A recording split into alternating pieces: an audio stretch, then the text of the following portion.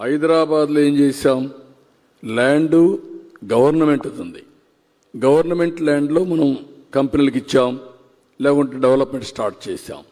దానివల్ల చాలామంది వచ్చి పెట్టుబడులు పెట్టారు, ప్రైవేట్ ల్యాండ్ కూడా కొనుక్కున్నారు. విజయవాడ పెట్టండి, గుంటూరు పెట్టండి, ఇంకో చోట పెట్టండి, ఇంకో చోట పెట్టండి, ఎవరికి అభ్యంతరాలు లేవు.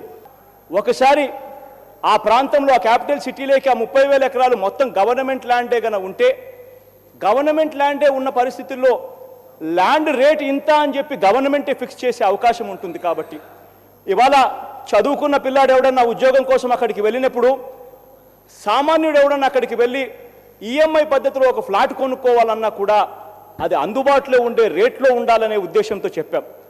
ఎవరైనా అక్కడికి వెళ్ళి ఉద్యోగం చేసుకునే దానికి అక్కడికి వెళితే అక్కడ రెంట్లు కట్టుకోవాలంటే ఆ రెంట్లు అందుబాటులో ఉండే పరిస్థితి రావాలి. కాబట్టి ఆ మొత్తం 30,000 ఎకరాలు గవర్నమెంట్ ల్యాండ్ అయితే ఏ రేటు ఎక్కడ ఎంత ఉండాలి అని డిసైడ్ చేసే అవకాశం గవర్నమెంట్కి ఉంటుంది. కాబట్టి గవర్నమెంట్ భూమి కాబట్టి ఆ పద్ధతిలో చూడండి అని చెప్పి చెప్పడం జరిగింది. అమరావతిలో ప్రైవేట్ ల్యాండ్, గవర్నమెంట్ ల్యాండ్ లేదు, ఒక్క ప్రైవేట్ ల్యాండే ఉంది. మనకి మంగళగిరిలో అటవీ భూమి ఉంది, 1800 ఎకరాలు 1500 ఎకరాలు. దాన్ని డీనోటిఫై చేస్తే సరిపోతుంది, మనం ఎవరి రైతుల దగ్గర నుంచి తీసుకోవక్కర్లేదు. ఇది నాకు ఆ రోజు చెప్పింది. ల్యాండ్ పూలింగ్ మేము చేసేస్తున్నాము, ల్యాండ్ పూలింగ్ పద్ధతిలోనే మేము ముందుకు వెళ్ళిపోతున్నాము అన్న మాటలు వినిపిస్తూ ఉంటే నిజంగా బాధ అనిపిస్తుంది అధ్యక్ష.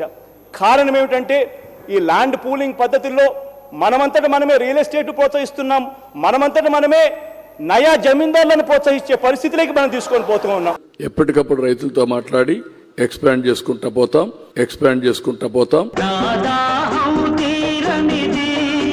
అమరావతి విస్తరణ కోసం మరో 50,000 ఎకరాలు కావాలంటుంది. నీ సొంత బినామీల ఆస్తులు పెంచుకునే కార్యక్రమం పక్కన పెట్టి రాష్ట్ర ప్రజల గురించి ఆలోచన చేయి.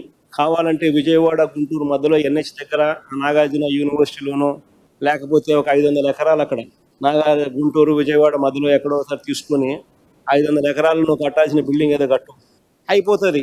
విజయవాడ గుంటూరు ఎప్పుడో ఒకసారి కలుస్తాయి. నువ్వు చేసే పనికి విజయవాడ గుంటూరులో రియల్ ఎస్టేట్ ఇప్పటికే డమాల్ అయిపోయినాయి.